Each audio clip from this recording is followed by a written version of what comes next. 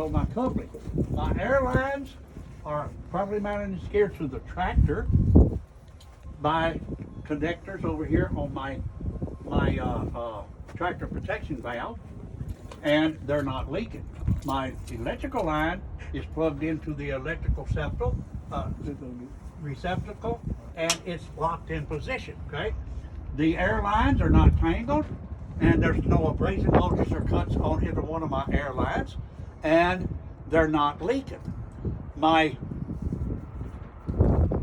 electrical line is properly mounted and secured to my trailer with a locked position in the receptacle, and there's no frayed wires or bare wires showing, and there's no splices on them. Okay, and then my air lines are hooked up to glad hands. These are the glad hands. Okay, they're hooked up to the glad hands on the hoses, and there's glad hands on the trailer.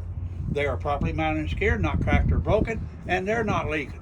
Inside the glad hands, we have a rubber grommet, and they're in good shape. They're not cracked or broken, and are missing, and they're not leaking. Okay, and once you get through with that, that's all of your up here. Okay, then you come down here, and I always like to just kneel down just like this right here, and I'm looking up under there.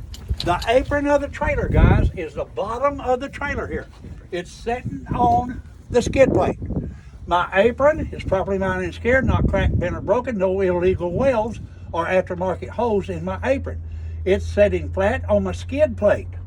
My skid plate is properly mounted and secured to the platform, and the skid plate is properly greased.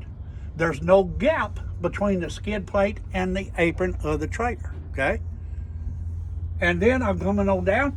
My platform's properly mounted and secured to the frame. This is the platform right here, all of it. Okay, it's properly mounted and secured to the frame, and no, it's not cracked, bent, or broken. All hardware is present, including bolts, nuts, and washers. Okay, all of it. You got to mention those, including my mounting bolts and nuts. All right, and then since this is a sliding fifth wheel, I got my sliding rail up there. See it? Right there? Okay. My sliding rail is properly mounted and secured to the platform, and it's not cracked, bent, or broken. And my sliding, or my clearance pin right here, that's my clearance pin, is in a locked position. And with it in that locked position, it gives me enough room between the nose of my trailer and the back of my truck, so where I won't hit it when I turn. It also gives me enough clearance between the mud flaps and my landing gear where I won't hit that. Okay.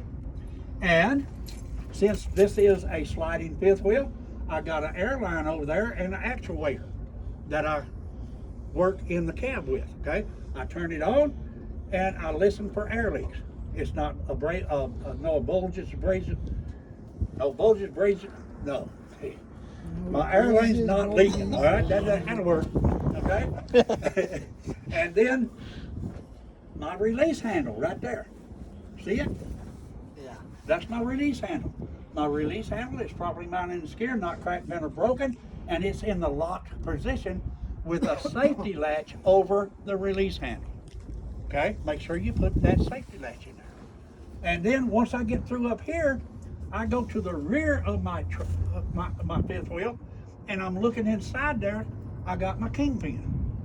My kingpin is properly mounted and secured to the bottom of the trailer and the apron, and it's locked in position with the locking jaws, which is properly mounted and secured inside my skid plate, and the locking jaws are locked around the shank of the kingpin. Once I'm through that, I'm through with it. That's it. That's all there is to the coupling. Okay? That's all there is to the coupling. Any questions on that? Skid plate, apron, no gap, platform, sliding rail, okay, release handle, kingpin and locking jaws.